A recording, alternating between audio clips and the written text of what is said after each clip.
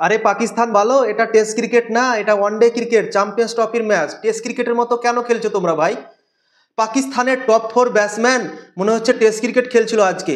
New Zealand 321 run target দিয়েছিল পাকিস্তানকে এবং পাকিস্তানের ব্যাটসম্যানরা টেস্ট খেলতে শুরু করে দিয়েছিল, মনে হচ্ছে কি 210 রান চেস করছে।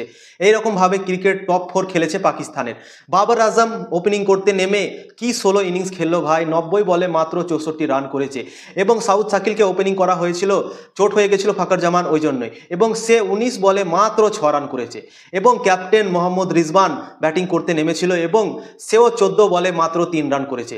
এবং ফাকর জামান চোট হওয়ার পরেও 4 নম্বরে তাকে ব্যাটিং নামিয়েছিল পাকিস্তান এবং সেও 24 রান করেছে মাত্র 41 বলে। 321 রান চেস করছে এবং টপ 4 পাকিস্তানের খুবই স্লো খেলেছে এবং টেস্ট ক্রিকেটের মতো ব্যাটিং করেছে, ওই জন্যই পাকিস্তান এই ম্যাচটা 60 রানে হেরে গিয়েছে। এবং বাবর আজমের প্রচণ্ড আলোচনা হচ্ছে এই ম্যাচটা হারাতে, কেননা চ্যাম্পিয়ন্স ট্রফির ম্যাচ অনেক ইম্পর্টেন্ট ম্যাচ ছিল পাকিস্তানের জন্য, কেননা হার হালে এই ম্যাচটা জিততে হতো।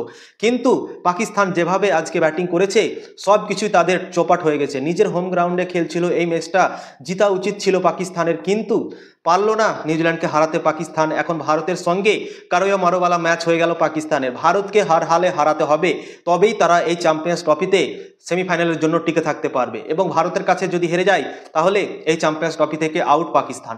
পাকিস্তান হোস্ট আছে এবং যেভাবে প্রথম ম্যাচটা খেললো অনেক ক্রিটিসাইজ হচ্ছে বাবর আজমের, যেভাবে সে 16 ইনিংস খেলেছেন। পাকিস্তান ব্যাটিং করতে নেমে পাওয়ার প্লেতে মাত্র 22-23টা রান করেছে 10 ওভারে, 321 রান চেস করছে। এবং পাওয়ার প্লেতে যদি এত 16 ইনিংস খেলে তাহলে কি করে ভাই রান চেস হবে, তোমরাই বলো।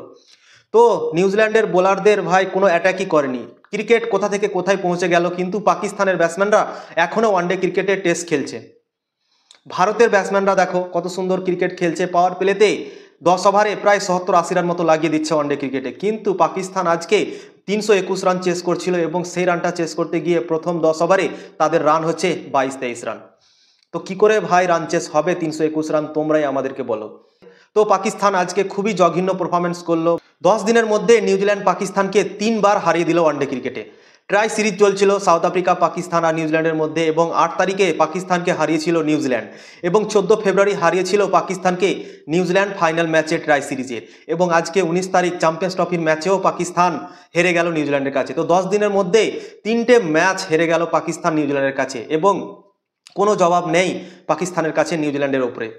তো অসাধারণ নিউজিল্যান্ড আজকে পারফরমেন্স করলো। প্রথমে বোলিং করলো পাকিস্তান টসে জিতে এবং নিউজিল্যান্ডকে ব্যাটিং করার সুযোগ দিল এবং নিউজিল্যান্ডের শুরুয়াত খুব একটা ভালো হয়নি। 40 রানে 2টো উইকেট পড়ে গিয়েছিল এবং 73 রানে 3 উইকেট পড়েছিল নিউজিল্যান্ডের, এবং তারা অনেক সমস্যার মধ্যে পড়েছিল এবং পাকিস্তান অনেকটা কামব্যাক করে ফেলেছিল ম্যাচে, নিউজিল্যান্ডকে ধরে নিয়েছিল প্রথমেই।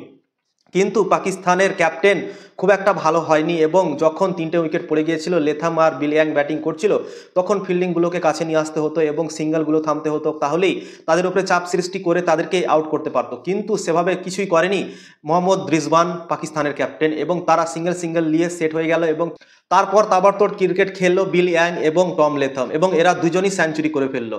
টম লেথাম করেছে 118 রান 104 বলে এবং বিল ইয়াং করেছে 107 রান 113 বলে। অসাধারণ ইনিংস খেলেছেন এরা দুজন এবং নিউজিল্যান্ডের স্কোরকে 320 রানে নিয়ে গেছে। এবং আরও একটা প্লেয়ার অসাধারণ ক্রিকেট খেলেছে নিউজিল্যান্ডের তরফ থেকে, গ্লেন ফিলিপস 38 বলে 61 রানের একটা বিধ্বংসী ইনিংস খেলেছে এবং অসাধারণ ফিনিশ করেছে নিউজিল্যান্ডের ইনিংসটাকে। এবং অসাধারণ ক্রিকেট খেলার জন্যই নিউজিল্যান্ড 320 রান মতো করতে পেরেছে 5 উইকেটে 50 ওভারে। এবং সেই রানটা চেস করতে গিয়ে পাকিস্তান দল খুবই খারাপ শুরুয়াত করে। ফাকর জামান ম্যাচ শুরুর প্রথম ওভারই চটিল হয়ে যায় ফিল্ডিং করতে গিয়ে এবং সে ওপেনিং করতে নামেনি, তার জায়গায় সাউথ শাকিল ব্যাটিং করতে নামে এবং খুবই স্লো ইনিংস খেলে। 19 বলে মাত্র 6 রান করে এবং বাবর আজম, যে সব থেকে বড় ব্যাটসম্যান পাকিস্তানের, 90 বলে মাত্র 64 রান করেছে 321 চেস করতে গিয়ে। এবং অনেক প্রশ্ন উঠছে এখন বাবর আজমের ওপরে এবং বলা হচ্ছে কি কিসের কিং বলা হচ্ছে তাকে, এবং কিংয়ের মতো তো সে কাজই করলো না। তো অনেক ক্রিটিসাইজ হচ্ছে বাবর আজমের এই 16 ইনিংসটাতে। তো পাকিস্তান 60 রানে হেরে গেছে নিউজিল্যান্ডের কাছে প্রথম ম্যাচ চ্যাম্পিয়ন্স ট্রফির। তো পাকিস্তানের খুবই খারাপ পারফরমেন্স। পাকিস্তানের জন্য এখন এই টুর্নামেন্টটা নকআউট হয়ে গেল। 2টো ম্যাচ আছে, একটা বাংলাদেশের সাথে একটা ভারতের সাথে। তো 2টো ম্যাচই পাকিস্তানকে এখন জিততে হবে চ্যাম্পিয়ন্স ট্রফির সেমিফাইনালে পৌঁছানোর জন্য। তো পাকিস্তান কি সেমিফাইনালে পৌঁছাতে পারবে? কমেন্ট করে অবশ্যই তোমরা জানাও এবং ভিডিও ভালো লাগলে লাইক করবে, শেয়ার করবে এবং ফলো করে দেবে। আর ইউটিউবে যদি দেখছো তো অবশ্যই সাবস্ক্রাইব করে দেবে। তো আবার দেখা হবে পরের ভিডিওতে।